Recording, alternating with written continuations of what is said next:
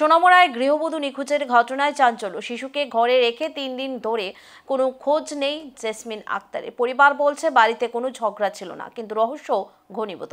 সোনামুড়ার ঝুলন্ত সেতু সংলগ্ন এলাকা, এখানে 3 দিন আগে নিজের শিশু সন্তানকে রেখে ঘরে বাবার বাড়িতে যাওয়ার কথা বলে বেরিয়ে যান জেসমিন আক্তার। এরপর থেকে যেন হাওয়ায় মিলিয়ে যান তিনি। শ্বশুরবাড়ির দাবি বাড়িতে কোনো অশান্তি ছিল না, তাও হঠাৎ উধাও হয়ে কেন এই কাণ্ড ঘটালো তা নিয়ে এলাকায় নানা মহলে চলছে গুঞ্জন।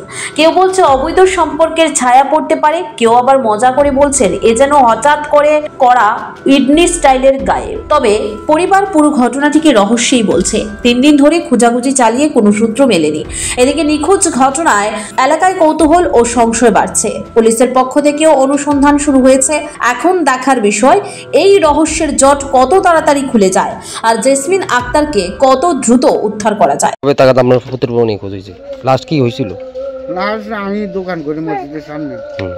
11:30টার সময় আমি দোকান বন্ধ করিয়ারে নদীতে স্নান করিয়ারে বাইতাইছি। আমার পরিবারে করতে আছে ভাত খাবি না, না ভাত খাইতাম না।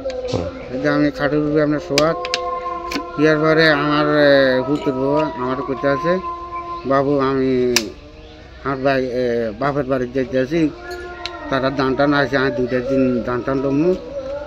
তো আমি বলছি যে আমার নাতিদের দিয়েছে, আমি নিতাম না, আপনার কাছে থাক, আমি 2 দিন থাকতে আসবি। এই আমার শেষ কথা হয়ে গেছে। আপনার সাথে কোনো ফ্যামিলিগত ঝগড়াঝাটি আছে? কোনো ঝগড়া টগড়া কিছু না, সত্যি করতে আছে তারা হাত জাল।